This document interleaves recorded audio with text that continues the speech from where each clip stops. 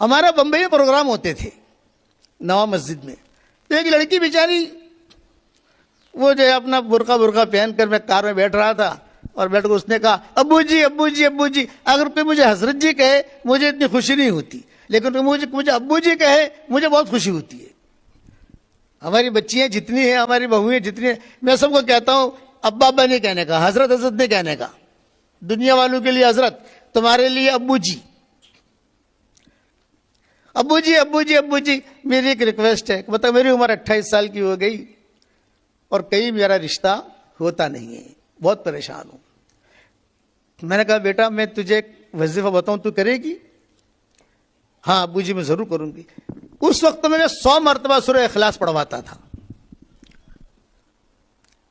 اب 313 مرتبہ پڑھواتا ہوں. لوگ پوچھتے ہیں کہتے ہیں اس وقت میں تو 100 مرتبہ تھا، اب بھاؤ بڑھ گیا. میں نے کہا تیرے فلیٹ کا بھاؤ بڑھا تو میرے سورہ اخلاص کا بھاؤ نہیں بڑھے گا؟ 25 لاکھ میں تو نے فلیٹ لیا تھا، آج 2.5 کروڑ کا ہو گیا. جب تمہاری زمین کا بھاؤ بڑھ سکتا ہے تو ہمارا بھاؤ نہیں بڑھ سکتا؟ آج 313 مرتبہ پڑھواتا ہوں، کل کوئی اور حدیث لے آؤں گا انشاءاللہ، اس سے آگے پڑھاؤں گا. تو میں نے کہا بیٹا 100 مرتبہ سورہ اخلاص پڑھتی رہنا، اور یہ میری تسبیح ہے، جاندار شاندار مالدار دیندار. یہ میری تسبیح کا نام ہے، جاندار شاندار مالدار دیندار. یہ میری تسبیح بیٹا ہدیہ لے اور اس پر پڑھتی رہنا تو، اور انشاءاللہ اللہ کے ذات سے امید ہے کہ تیرا رشتہ ہو جائے گا. اللہ سے مانگتی رہنا، بس جا. وہ چلی گئی. 1 سال کے بعد میں گیا تو وہی لڑکی جو ہے یہ میری تسبیح ایسے رکھ کر کھڑی ہوئی برقعے میں، اور ایک بچہ اس کے بغل میں. میں پہچان گیا میری تسبیح ہے. یہ تسبیح آپ کو بازار میں نہیں ملے گی، یہ میرے ہاتھ لگی ہوئی تسبیح ہے اور میری تسبیح ہے. میں خود جو ہے اس کا اہتمام کرتا ہوں، جس کو دیتا ہوں اللہ اس کا کام بنا دیتا ہے. باپو نہیں ہوں میں. معیار کہتا ہے کہ میں انجینئر نہیں ہوں، لیکن اینٹ جہاں سیدھی رکھی ہوگی بتا دوں گا اینٹ سیدھی ہے، اور اینٹ جہاں ٹیڑھی ہوگی بتا دوں گا کہ اینٹ ٹیڑھی ہے. تو اس کو میں نے تسبیح دی. اب وہ آئی، میں نے کہا بیٹا کیا ہوا؟ میں کہا الحمدللہ جاندار شاندار مالدار دیندار. وہ تسبیح بیچاری ہلا رہی تھی، جاندار شاندار مالدار دیندار. اور حضرت میں نے کرنا شروع کیا، میرا نکاح بھی ہو گیا الحمدللہ. اللہ نے بہت اچھا شوہر دیا، اور اللہ نے بہت زیادہ مال بھی دیا. میں نے کہا بیٹا اب یہ مال اللہ نے دیا ہے، من مال اللہ، یہ اللہ کا مال ہے، اسٹاک مت کرنا. اسٹاک کرے گی تو اسٹاک ہو جائے گا. خرچ کرتی رہنا، اللہ دے رہا ہے، دیتی رہنا دیتی رہنا. اب میں آگے بڑھا. اس نے کہا ابو جی ایک خوشخبری اور سناؤں؟ میں نے کہا سناؤ بیٹا. یہ فرمایا کہ الحمدللہ ہماری گلی میں ہماری بلڈنگ میں کئی لڑکیاں تھیں. انہوں نے کہا ارے حلیمہ، اس لڑکے کا نام حلیمہ تھا، ارے حلیمہ تو کوئی اتنی اسمارٹ نہیں ہے، تیری شادی کیسے ہو گئی؟ اب اسمارٹ میں سمجھتا نہیں تھا. میں نے میرے بچوں سے پوچھا کہ اسمارٹ کا کیا مطلب؟ تو بچوں نے ارے تو اتنی اسمارٹ نہیں ہے، تیری شادی کیسے ہو گئی؟ ہم تو اسمارٹ ہیں، ہماری شادیاں نہیں ہوتی. تو میں کہتی تھی جاندار شاندار مالدار دیندار. پڑھو سورہ اخلاص. سب کی شادیاں ہو گئی الحمدللہ. اللہ نے ہر قسم کی خیریں رکھی ہیں، یہ بات یاد رکھنا. اس لیے میرا وظیفہ پکڑ کے رکھنا اور دین کے کام کو اپنا کام بنانا، اللہ کے احکامات کو پورا کرنا. آخر میں نصیحت کرتا ہوں، زبان کا میٹھا بول جو لوگوں کے دلوں کو جوڑ دے یہ کروڑوں نفلوں پر بھاری ہے. زبان کا کڑوا بول جو لوگوں کے دلوں کو توڑ دے یہ کروڑوں گناہوں پر بھاری ہے. سارے دنیا میں جو دینداروں میں انتشار ہو رہے ہیں، مدرسے ہو خانقاہ ہو، جو انتشار یہ زبان کے بول کی وجہ سے ہو رہے ہیں. زبان کے بول ٹھیک کرو. معاذ ابن جبل کو حضور نے اپنی زبان نکال کے سمجھایا تھا، معاذ اس کا خیال رکھنا، یہ تجھے جنت میں بھی لے جائے گی، تجھے جہنم میں بھی لے جائے گی. کبرت کلمۃ تخرج من افواہہم، زبان سے بول نکلتے ہیں. کتابوں میں لکھا ہے دین کا کام کرتے کرتے جنت کے قریب پہنچ کر ایک زبان کے بول کی وجہ سے جہنم میں پھینک دیا جائے گا. دین کا کام، بے دینی کا کام کرتے کرتے جہنم کے قریب تک پہنچا، ایک اچھا بول دیا، اللہ جنت میں لے جائیں گے.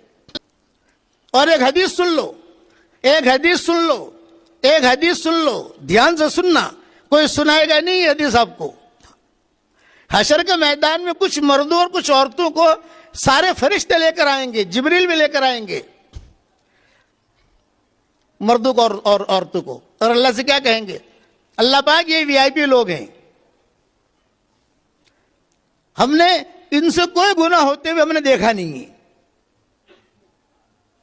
ہمیشہ خیر، کبھی نماز میں، کبھی تہجد میں، کبھی چلے میں، کبھی 3 چلے میں، کبھی یہاں کبھی یہاں کبھی یہاں. اب ان کو لے کر آئے ہیں کہ یہ بہت اچھے لوگ ہیں، یہ عورتیں بہت اچھی ہیں، آپ آئیں، یہ مرد بہت اچھے ہیں. آج کل ہمارے ساتھیوں میں مردوں کو پیر بننے کا شوق بہت ہوتا ہے اور عورتوں کو آپائی بننے کا شوق بہت ہوتا ہے. تو میں کہتا ہوں بھی آپا تو جس کو اللہ بنائے گا وہ بنے گی، پیر تو اللہ جس کو بنائے گا وہ بنے گا. تو حدیث شریف میں آتا ہے صحیح روایتوں میں کہ جبریل لے کر آ رہے ہیں اور جبریل کہہ رہے ہیں یہ بہت اچھی عورتیں ہیں، یہ بہت اچھے مرد ہیں، ہم ان کو لے کر آئے ہیں، یہ ٹاپ 1 ہے زمین پر رہنے والوں میں، کبھی کوئی برائی کرتے ہم نے نہیں دیکھا. اللہ کہیں گے ٹھیک ہے، لاؤ ان کا نامہ اعمال لاؤ. اللہ تعالیٰ نامہ اعمال یوں اٹھائیں گے، ایک ورق یوں پلٹا، ایک ورق یوں پلٹا، اس کا لاؤ، یہ سب کے لاؤ. اللہ تعالیٰ دیکھیں گے اور اللہ تعالیٰ زمین پہ ڈال دیں گے، پھینک دیں گے. انہوں نے نیک کام تو کیے ہیں لیکن میرے لیے نہیں کیے، جہنم میں ڈال دو. یاد رکھنا، جہنم میں سب سے پہلے مشرک نہیں جائے گا، جہنم میں سب سے پہلے یہودی نہیں جائے گا، جہنم میں سب سے پہلے مجوسی نہیں جائے گا. تو جہنم میں سب سے پہلے کون جائے گا؟ سوال پیدا ہوتا ہے نا. وہ دین کے کام کرنے والے مرد، وہ دین کے کام کرنے والی عورتیں جن کی نیتوں میں کھوٹ تھا، اللہ ان کی وجہ سے جہنم کو بھڑکائے گا. میرے والد صاحب رحمۃ اللہ علیہ فرماتے تھے ممبروں پر بیٹھنے والے بہت خطرے میں ہیں، عوام کے ساتھ آدمی کام کرے وہ محفوظ ہے. اس لیے نیتوں کو صحیح رکھو، اپنے اللہ کے ساتھ معاملہ کلیئر رکھو.